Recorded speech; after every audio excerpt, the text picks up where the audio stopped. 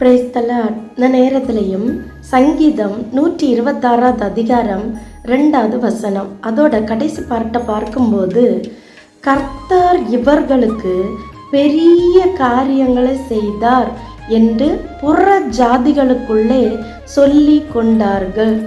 தேவனோட ஜனமே, இங்க கர்த்தரோட வார்த்தை சொல்லுது, கர்த்தர் இவங்களுக்கு பெரிய காரியங்களை செய்தார் அப்படின்னு சொல்லப்பட்டிருக்கு.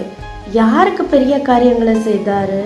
தேவனை நம்பி இருக்கிற, தேவனையே டிபெண்ட் பண்ணி இருக்கிற, தேவனையே சார்ந்திருக்கிற, தேவனையே பற்றி இருக்கிற, தேவனையே அடைக்கலமாக கொண்டு இருக்கிற, எனக்கு நீங்கள் மட்டும்தான் உண்டு ஏசப்பா அப்படின்னு சொல்லி வாழற தன்னோட பிள்ளைங்களுக்கு கர்த்தர் பெரிய காரியங்களை செய்தார்.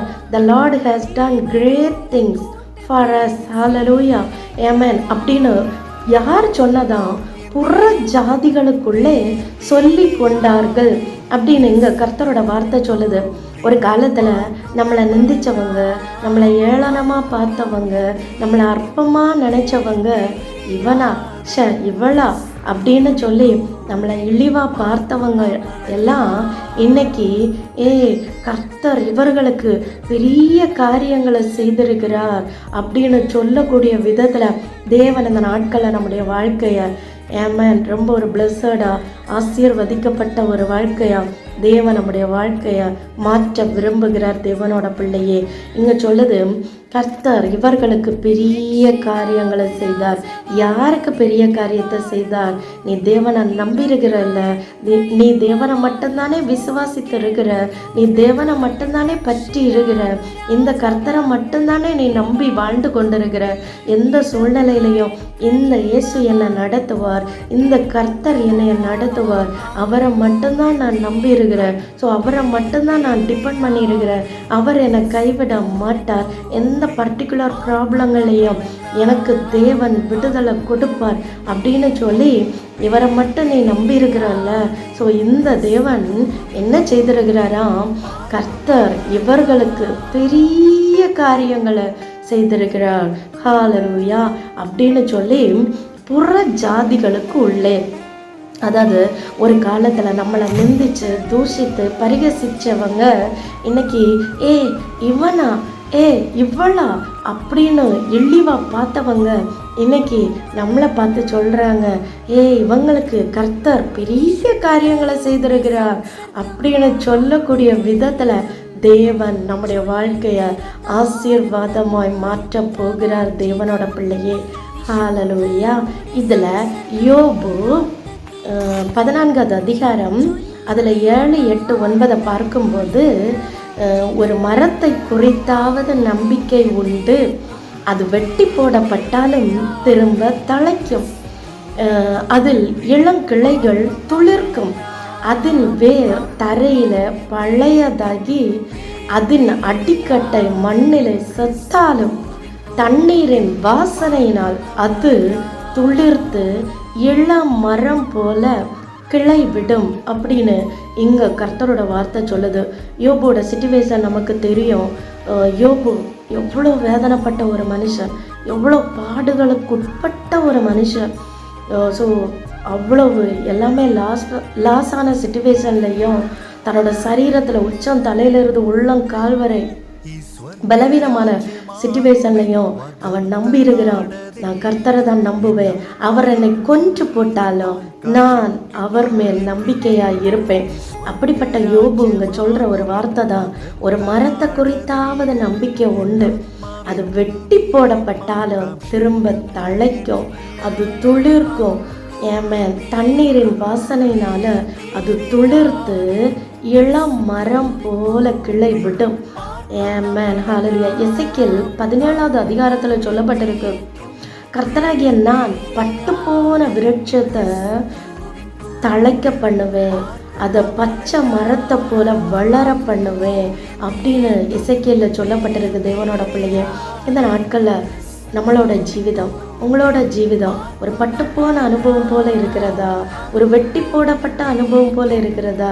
எல்லாமே முடிஞ்சிடுச்சு, இனி அவ்வளோதான், இனி என்னால் எழும்ப முடியாது, இனி என்னால் வளர முடியாது, என் வாழ்க்கை அவ்வளோதான் முடிச்சிடுச்சு, ஸோ நான் என்னை எப்படி எழும்புவேன், நான் எப்படி மீண்டு வருவேன், ஸோ எனக்குன்னு ஒரு நன்மை உண்டாகுமா, எனக்குன்னு ஒரு ஆசீர்வாதம் உண்டாகுமா, நான் நன்மையை பார்ப்பேனா, நான் ஆசீர்வாதத்தை பார்ப்பேனா, என் வாழ்க்கையில் ஒரு அற்புதம் நடக்குமா அப்படின்னு ஏக்கத்தோடு காணப்படுறீங்களா? இங்கே கர்த்தரோட வார்த்தை சொல்லுது, ஒரு மரத்தை குறித்தாத நம்பிக்கை உண்டு, அதை வெட்டி போட்டாலும் அதில் இளங்கிளைகள் உண்டாகும், அது துளிர்க்கும், ஆமேன், அது தழைக்கும். ஸோ ஒரு வெட்டி போடப்பட்ட மரத்தையே, ஒரு பட்டு போன வாழ்க்கையே துளிர்க்க வைக்க தேவனால முடியுமல்லா. ஸோ அதே சிச்சுவேஷனில் இருக்கிற பட்டு போன நம்முடைய ஜீவியம், வாடி போன நம்முடைய ஜீவியம், தளர்ந்து போன நம்முடைய ஜீவியத்தையும் துளிர்விட வைக்க இந்த இயேசுவால், இந்த தேவனால் முடியும். தேவனோட பிள்ளையே, ஹோலி ஸ்பிரிட்டினால, ஆவியின் அபிஷேகத்தினால நம்முடைய வாழ்க்கையை துளிர்விட வைக்க தேவன் வல்லவராக இருக்கிறார். ஸோ இந்த நாட்களில் இந்த வார்த்தை கேட்டுக்கொண்டு இருக்கிற தேவனோட ஜனமே, உன்னுடைய வாழ்க்கை இந்த நாட்களில் பட்டு போயிருக்கிறதா? எனக்கு முடிஞ்சு, எல்லாமே முடிஞ்சு.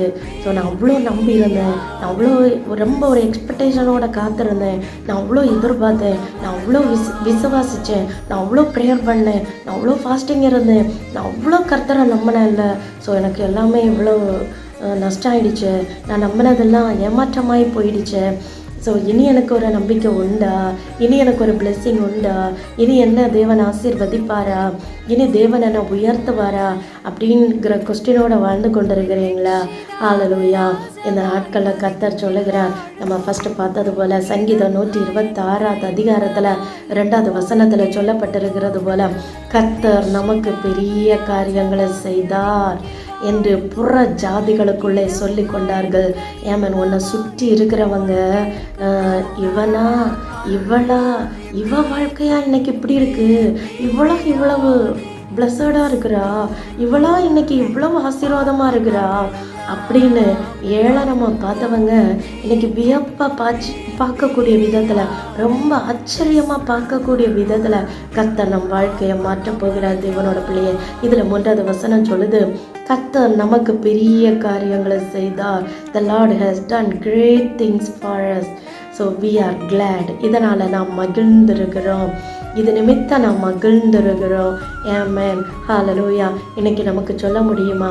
இன்னைக்கு நமக்கு அந்த நம்பிக்கை இருக்குதா? இன்னைக்கு அந்த நிச்சயம் இருக்குதா?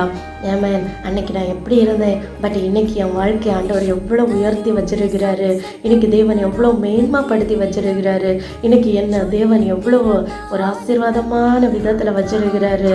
ஆமென், ஸ்தோத்திரம். அன்னைக்கு கடந்த கால நாட்களில் என்னோட பாஸ்டான அனுபவத்தில் இருந்தது போல் இப்போ என்னோடய ப்ரெசன்ட் சிச்சுவேஷன் இல்லையே. கர்த்தர் என்னை எவ்வளோ சேஞ்ச் பண்ணியிருக்கிறார், என்னோட லைஃப் ஸ்டைல் எவ்வளோ சேஞ்ச் ஆகக்கூடிய விதத்தில் இன்னைக்கு தேவன் என் வாழ்க்கையை மாற்றியிருக்கிறாரு. ஹல்லேலூயா. ஆமென். கர்த்தர் நமக்கு பெரிய காரியங்களை செய்திருக்கிறார், இது நிமித்தம் நாம் மகிழ்ந்திருக்கிறோம் என்று தேவனோட வார்த்தை சொன்னது போல், இந்த வார்த்தை கேட்டுக்கொண்டிருக்கிற தேவனோட பிள்ளையே, உன்னுடைய வாழ்க்கையும் ஆமென் மகிழக்கூடிய விதத்தில், சந்தோஷமாக இருக்கக்கூடிய விதத்தில், ஆசீர்வாதமாக இருக்கக்கூடிய விதத்தில், நன்மையாக இருக்கக்கூடிய விதத்தில் கர்த்தர் வாழ்க்கையை மாற்றப் போகிறார். நீ தேவனை நம்பியிருக்கிற ஒரு தேவனோட பிள்ளையா, எந்த சிச்சுவேஷன்லையும் கர்த்தரை மட்டும் சார்ந்திருக்கிற ஒரு தேவனோட பிள்ளையா, எந்த சூழ்நிலை வந்தாலும், எந்த நிந்தைகளானாலும், அவமானங்களானாலும், பரிகாசங்களானாலும், வேதனை ஆனாலும், எந்த ரிஜெக்டடான ஏமன் சூத்திரம் அப்படிப்பட்ட சிச்சுவேஷன் ஆனாலும், நான் உங்களை மட்டும்தான் டிபெண்ட் பண்ணியிருக்கிறேன் ஏசப்பா, நான் உங்களை மட்டும்தான் நம்பி இருக்கிறேன் ஏசப்பா, நான் உங்களை மட்டும்தான் நான் பற்றி இருக்கிறேன் ஏசப்பா, எனக்கு நீங்கள் மட்டும்தான் உண்டு ஏசப்பா அப்படின்னு சொல்லி கொண்டிருக்கிற தேவனோட பிள்ளையா, நீ காணப்படுவாயாக. கர்த்தர் நிச்சயமாக உங்களுக்கு பெரிய காரியங்களை செய்ய போகிறார். இது நிமித்தம் நாம் மகிழ்ந்திருக்க போகிறோம். ஹல்லேலூயா. புற ஜாதிகள் நம்ம குறித்த சாட்சி சொல்லக்கூடிய விதத்தில், நம்மளை வேதனைப்படுத்தின மக்கள், நம்மளை இழிவாக பார்த்த மக்கள் நம்மளை இன்னைக்கு ஏமன் ஆச்சரியத்தோட, வியப்போட, சந்தோஷத்தோட பார்க்கக்கூடிய விதத்தில் கர்த்தர் நம் வாழ்க்கையை துளிர்விட வைக்க போகிற தேவனோட பிள்ளையை, இந்த வார்த்தையின்படியே கர்த்தர் நம்ம ஒவ்வொரு வாழ்க்கையும் ஆசீர்வதித்து மேன்மைப்படுத்தி உயர்த்தி கனப்படுத்துவாராக. ஆமென்.